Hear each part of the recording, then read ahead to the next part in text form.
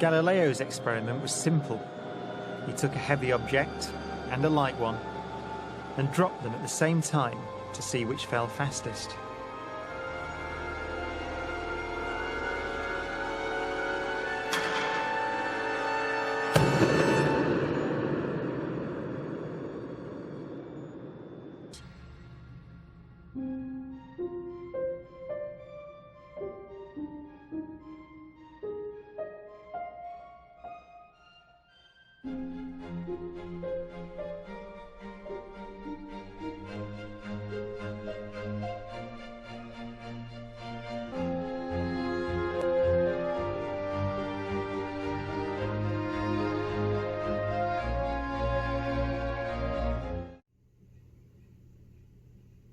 What's good?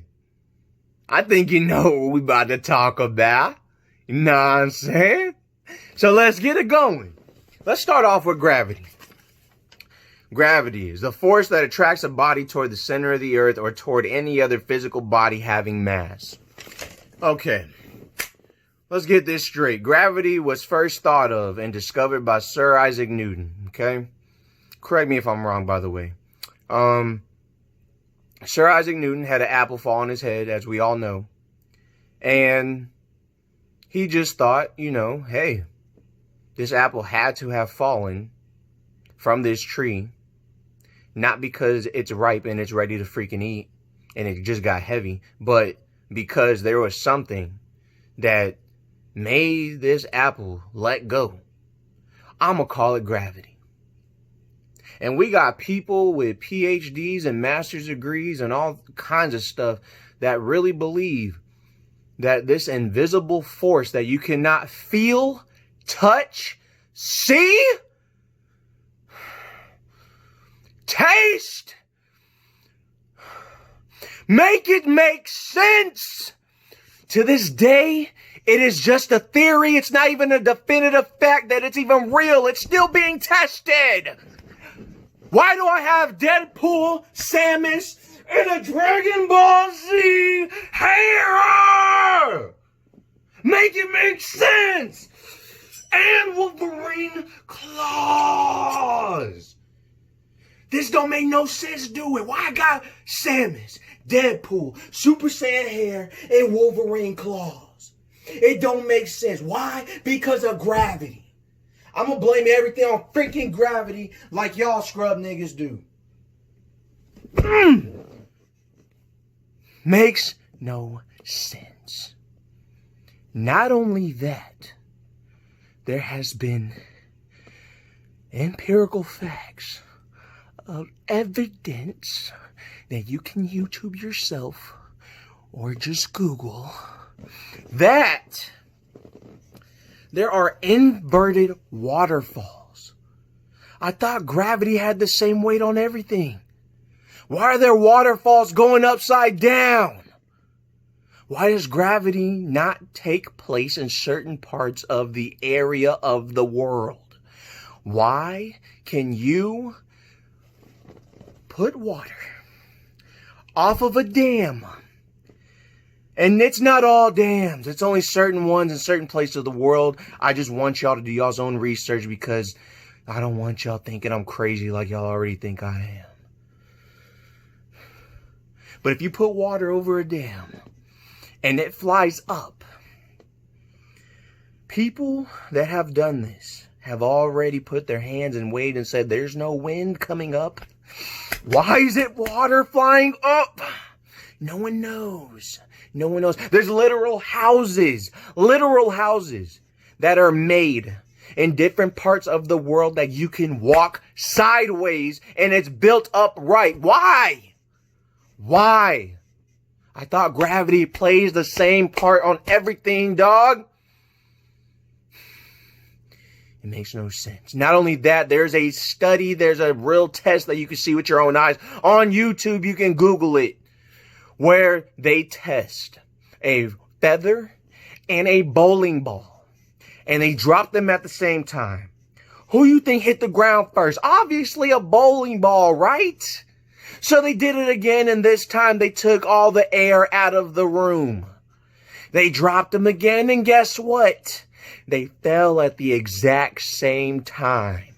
You know why? Because gravity did not play an effect on both of these objects and had made either object have different weight.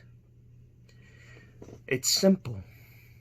Air is the key component on why everything in the world has different mass. Do your research on it, because I'm not about to go too in deep about air contributing weight towards everything. But that was proof that if you take air out of the equation, no matter what is heavier, it will fall at the same time to the ground as a feather. Now, let's get to what's really important. Because my boy really wanted me to make this video about flat earth. Okay? Now, for the record, I don't believe that the earth is completely flat like a piece of paper or something. I know flat earthers, real flat earthers, they really believe that. I don't. But I do believe that. I don't know what shape the world is. I just know the mess don't look like this. You know what I'm saying? I just know it's not a complete circle. That's all I know. But going by the definition, it's an oblate spheroid. I've been telling people this my whole life. But, you know, some people got to go to college and study for 4 to 6 years to figure that out instead of just listening to me. But it's all good. It's all good. I'm glad they know now. You know what I'm saying?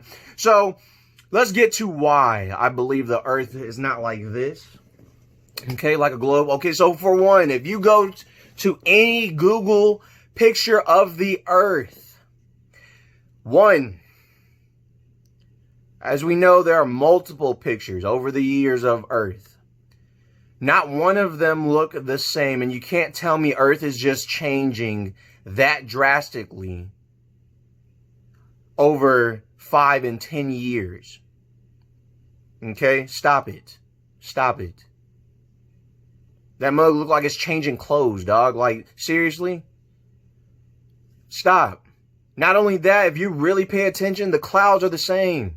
How are the clouds in the same exact spot as the last Earth? 1978 clouds is in the same spot as 2003. What? Why is there no satellites that you can see and there's a picture of the Earth? Why is there no stars? Why don't you see the sun? Why don't you see the moon? Why don't you see nothing? It is just a picture of the planet with a black background. Y'all serious right now? Like, y'all really don't think about stuff like that? Like, come on. Not only that, if you think about this, if the world looks like this, and we got 4 directions to go, north, south, east, west. I don't even know why I had to think about that. I'm really just frustrated about this topic. That's probably why. But we got 4 directions. News. North, east, south, west. Okay? So if you go west long enough, you'll eventually end up east. If you go north long enough, you'll end up south. So, if there was a truly not an end somewhere on this planet, in the world, why is there only 4 solid directions that you can possibly go? That means there has to be an end. Because on a world like this, there's no such thing as a true direction of west, north, east, south. There's none of that. Because like I said, if I head west and just keep heading west all around the world, I'm going to end up east. That's not a true direction. That's just walking. That's just going in one area, one big area. If I go north or south long enough, I'm going to end up either north or south. Not only that, Antarctica is depicted as a country. Antarctica is not a country. I want y'all to do y'all's research on Antarctica, because Antarctica is just a big block of ice. And there is only one treaty in the world that has never been broken, and it's signed to this day. I want to say it got signed in 1926. Y'all Google that for me. It was the United Nations Treaty. And every country in the world literally signed on this treaty. And what treaty do you know that has been signed and never broken? There isn't.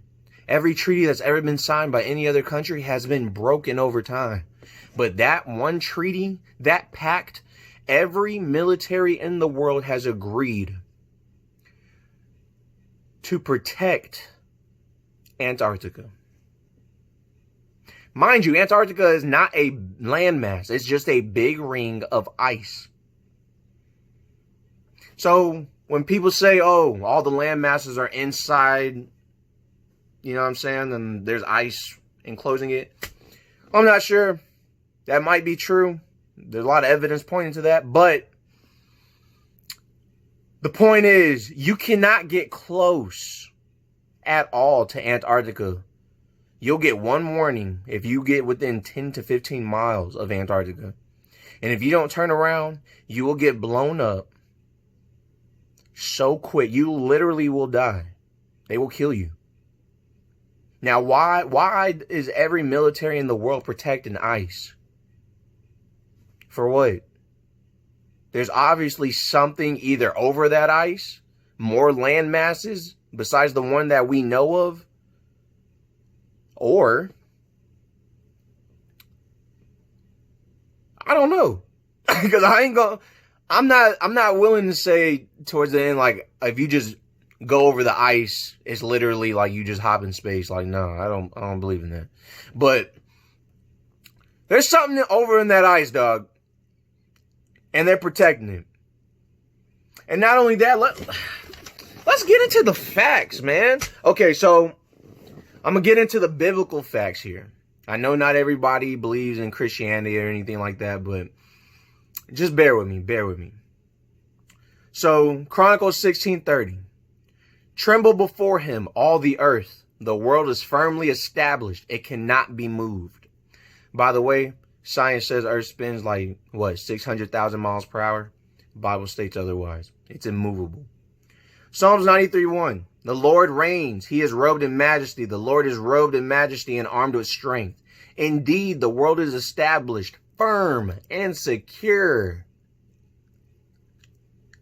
Last time I checked, science told us the world spins in a freaking circle. That's why we got 365 days.